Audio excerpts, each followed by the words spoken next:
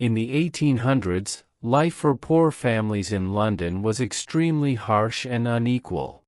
The city was rapidly expanding due to the Industrial Revolution, attracting thousands of people from the countryside who hoped to find work. However, most of these families ended up living in overcrowded slums where conditions were dangerous and unhealthy. Entire families were often packed into a single small room with little light, poor ventilation, and no privacy. These cramped living spaces became breeding grounds for disease. Sanitation was one of the biggest problems faced by the poor.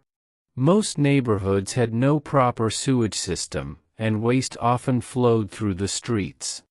Clean drinking water was rare, and many families relied on contaminated pumps and wells.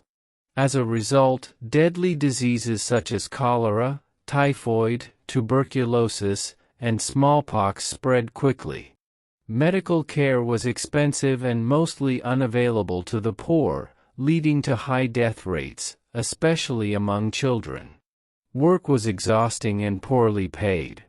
Men worked long hours, often 12 to 16 hours a day, in factories, docks, or construction sites.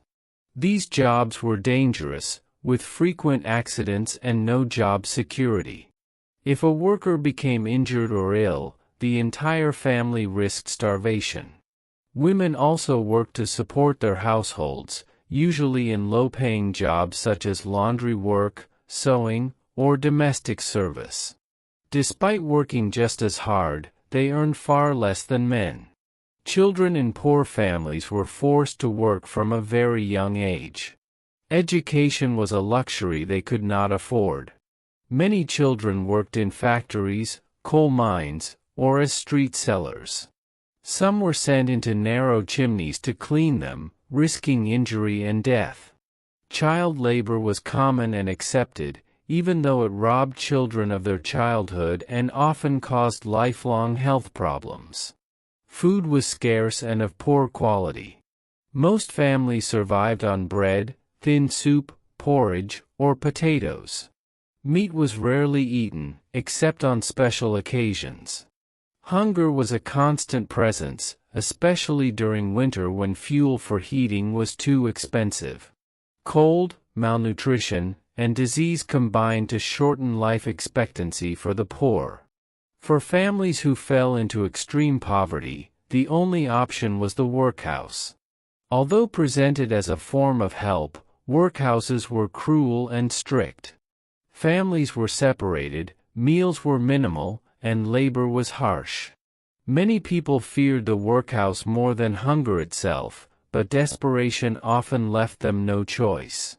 Despite these hardships, poor communities showed resilience. Neighbors supported each other when possible, sharing food and resources. By the late 1800s, public pressure led to reforms such as child labor laws, improved sanitation, and better housing. These changes slowly improved living conditions, but for most of the century, life for London's poor families was a daily struggle for survival.